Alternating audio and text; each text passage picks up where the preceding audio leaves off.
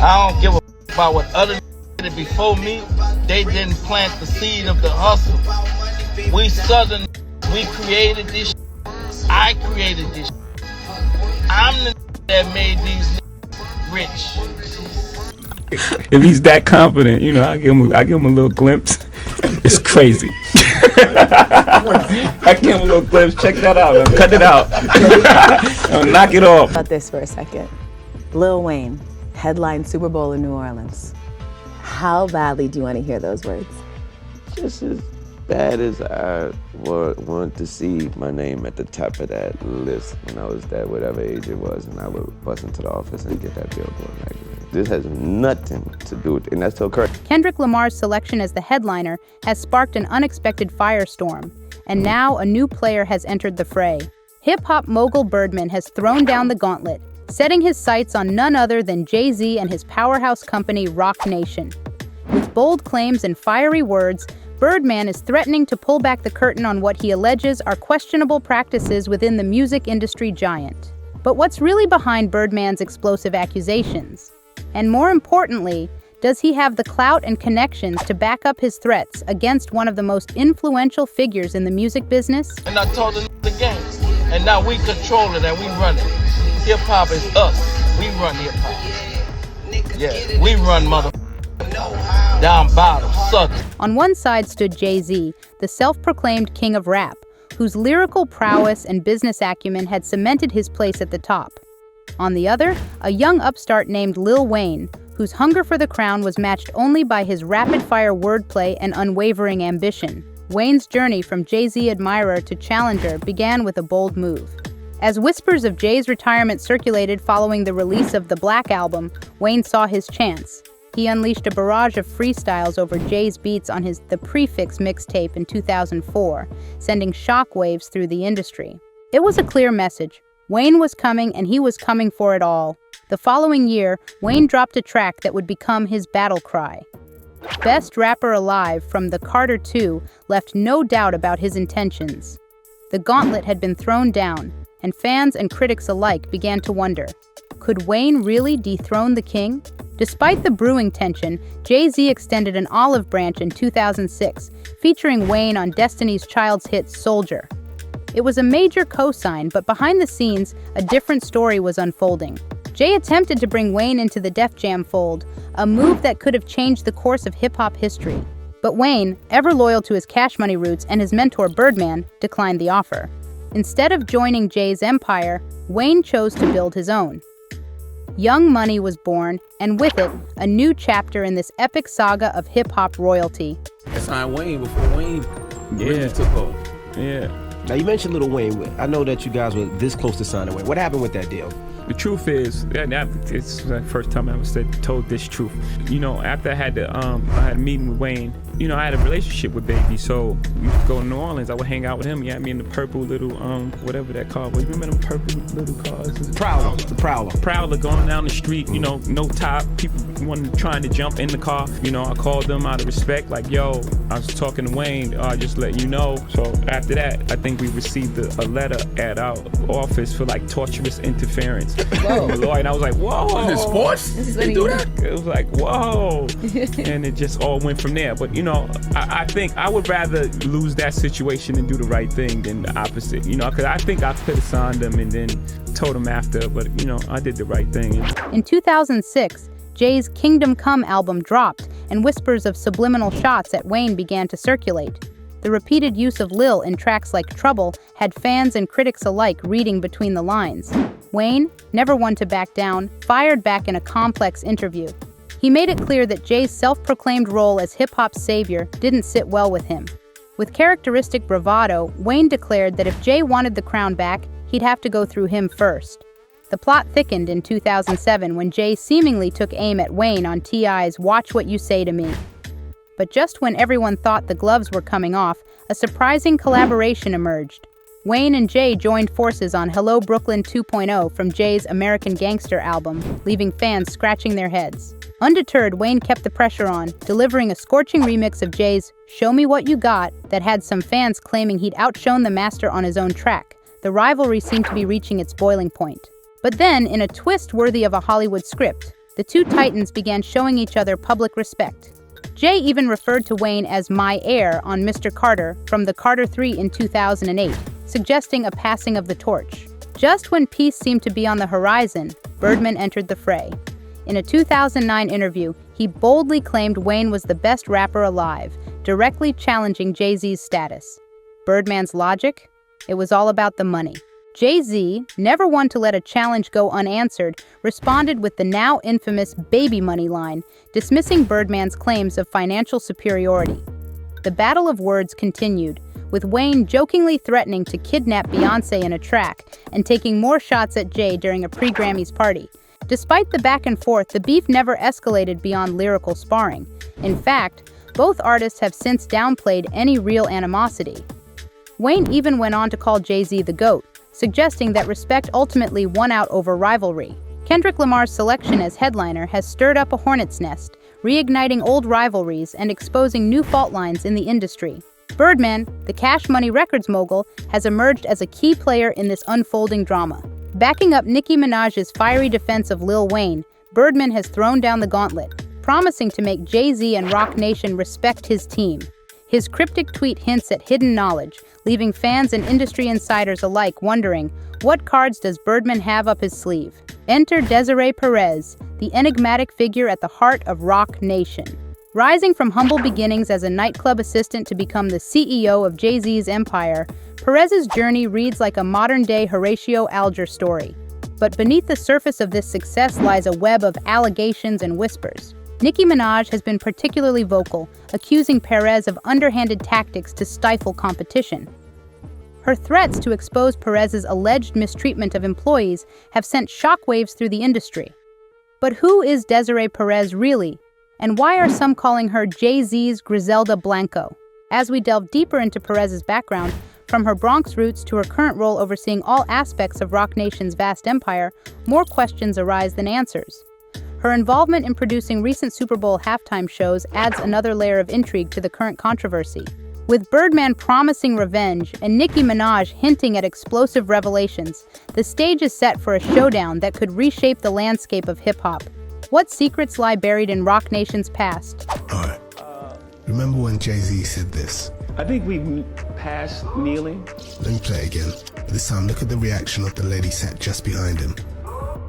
The reason why she's worried about how Jay would respond is because she's the CEO of Roc Nation. But in her former life, The comparison to Griselda Blanco, while extreme, stems from Perez's 1994 arrest for drug possession and conspiracy to distribute. This wasn't a small-time operation. We're talking about a multi-state network spanning from New York to Florida and Puerto Rico. But Desiree wasn't alone in this venture. Her husband, Juan O.G. Perez, was allegedly her partner in more ways than one. O.G. Juan's connection to Jay-Z runs deep, predating their legitimate business ventures like the 40/40 Club and Roc Nation Sports. This long-standing relationship raises eyebrows and questions about the true nature of their early collaborations. Enter Big Ross, a name that carries weight in certain circles due to his association with Rich Porter, a notorious figure in Harlem's drug trade. His claims about Jay-Z and O.G. Juan's early business dealings hint at a darker chapter in their shared history, one that existed long before record labels and sports agencies. We decided to go to McDonald's. You know, when I get to McDonald's, I look up, and the dude, I see Jazzo on him in McDonald's, but I see the dude that's on stage with Jazzo, the light-skinned dude, the big lip dude, I see him talking to my man Juan. So, you know, Juan is a dude that I knew most of my life, but the one thing I knew Juan for, he was the plug, he was the connect. If you seen Juan, and by the way, y'all, this is 35 years ago. Statute of limitations is dead. For all you suckers that want to try to catch some nonsense, statute of limitations is dead 35 years ago. Whole lot. Anyway, he was the plug. When I say he was the plug, I mean, you see this man got all the pettico in the world. But yayo, he had it all. Damn. He was that dude, period. You know what I'm saying? So I seen him talking to Jazzo man, light-skinned dude. So I told my man, I said, yo, the Brooklyn dudes, they up here, you know, I know they won and all that, but they up here comfortable. you know? And my man said, what you mean? I said, yo, look at the dude that was on stage with Jazzo. He over there talking to Juan. He said, which Juan? The Connect? I said, yeah, look. So they was politicking like they, you know, like they was friends, like, you know what I'm saying, or whatever.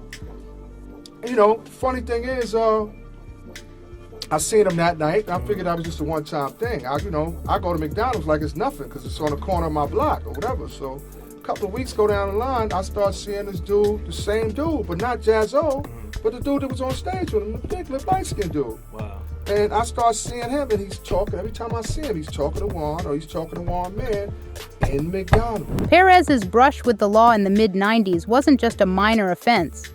We're talking about cartel connections and kingpin associations. Yet, despite the gravity of her indictment, Perez managed to walk away with a mere 5 years of probation. The reason? She flipped, becoming an informant for the U.S. Attorney's Office. This wasn't just lip service either. Reports suggest Perez went all in, wearing wires and working closely with federal agents. The prosecutors were so pleased with their star mole that they argued to keep her out of jail, praising her cooperation in court. When news broke that Jay-Z had not only associated with but elevated a known federal informant to a top position at Roc Nation, it sent shockwaves through the industry. Dame Dash, Jay's former partner, didn't mince words when discussing the situation on Sway's morning show. He expressed genuine fear about Jay's decision, highlighting the stark contrast between Perez's cooperation with the feds and the legal troubles faced by many in their circle, including Rockefeller co-founder Kareem Biggs Burke. This revelation raises a host of questions. One time that the paper did scare me, and I was like, there has to be some truth to it, is when I read about his affiliation with, informants, that he's in business with certain people. And it's tricky for me to say, but just based on where I'm from, I can't have nothing to do with that. And then just based on... Do you believe that though? I don't know, it's paperwork. Yeah. So it's not to believe, you know what I'm saying? There's paperwork, so that part of it scares me, because I know Biggs is in jail. I know Irv Gotti's been for years over shit he didn't do. I know they've been with me for years. So it just means I need to stay over here. You know what I'm saying? So I love Jay, but let's say I find out that any of that, I can't with him at all, because that's how I was raised. It ain't no disrespect. I don't know how anyone else was raised. That's it. It ain't nothing to talk about. And it's real serious for me, because your friend, my man's in jail for 3 years over weed.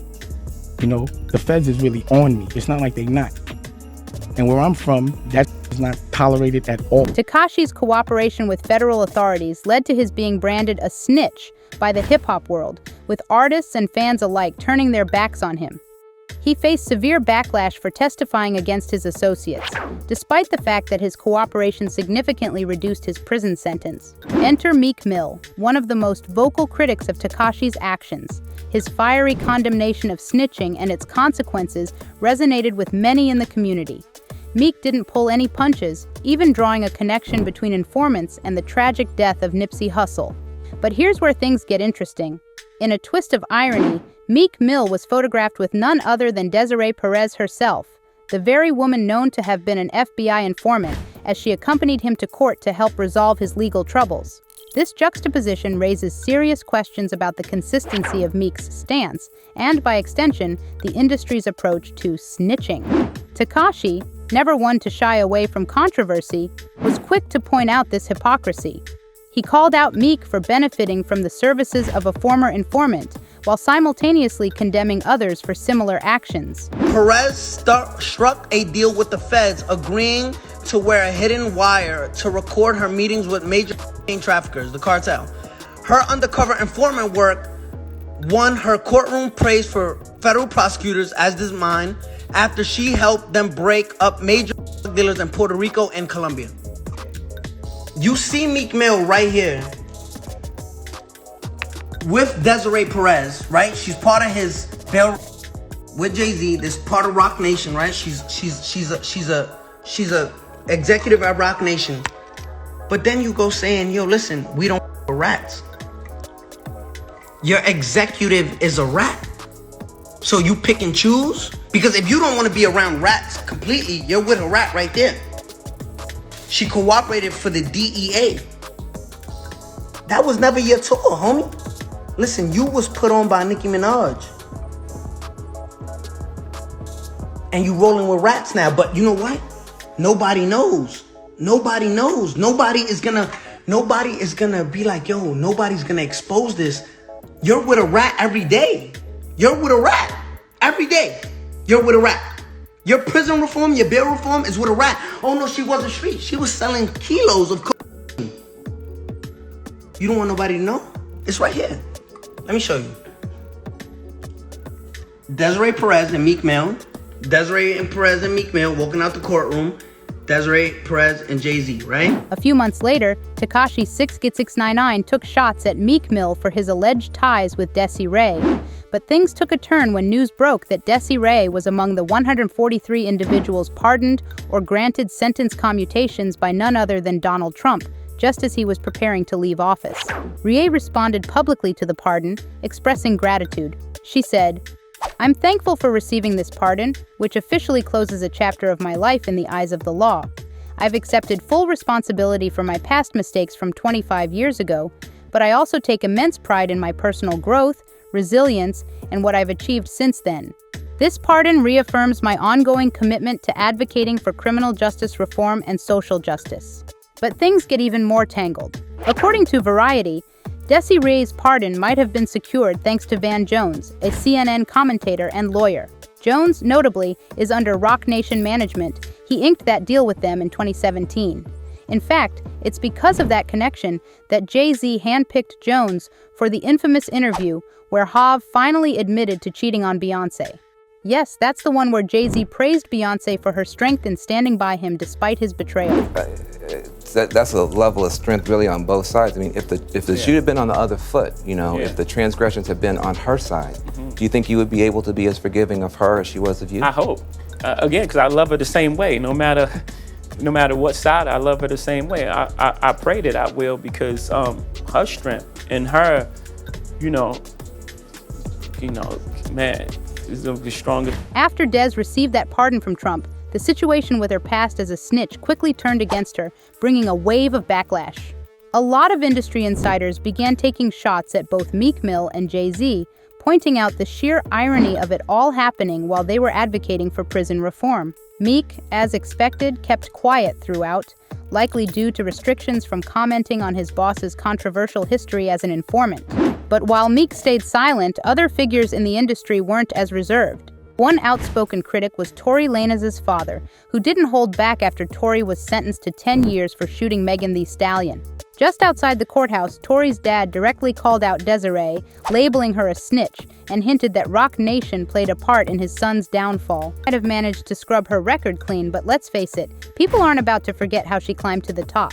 Rumors are swirling that Nicki Minaj and Birdman are preparing to expose some of the questionable tactics that she and Jay-Z have used behind closed doors. But here's where things get interesting. Some fans are questioning if Birdman is really the one to speak up, given his own questionable past. Plus, it's a bit ironic that he's stepping in to defend Lil Wayne now, considering how he left Wayne hanging during his IRS troubles. Oddly enough, it was actually Jay-Z who came to Wayne's rescue by covering that $4 million tax bill. Despite the circulating rumors about Desiree and Roc Nation's alleged dirty moves, many fans believe Birdman doesn't stand a chance against Jay-Z. One fan even commented that challenging Jay-Z is like trying to go after someone untouchable. Good luck with that, Birdman. Another pointed out that while Birdman may have his roots in New Orleans, Jay-Z's influence is on a whole different level. So, what's your take on Birdman's challenge to Jay? Do you think he's just upset that Jay has more industry sway? Share your thoughts in the comments and stick around for more updates.